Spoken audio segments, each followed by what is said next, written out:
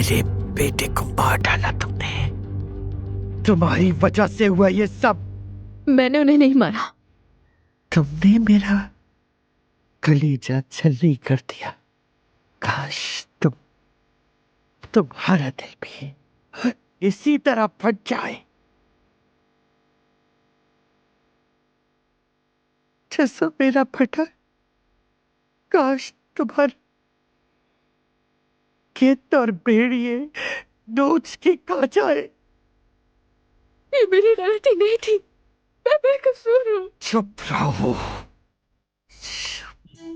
चुप रहो।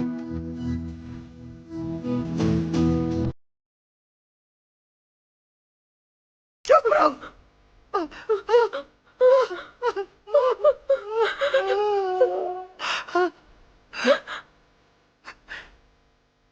क्या करूंगी मैं?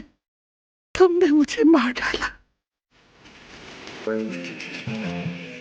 तुमने मुझे जिंदा ही दफन कर दिया। अब मैं क्या करूंगी?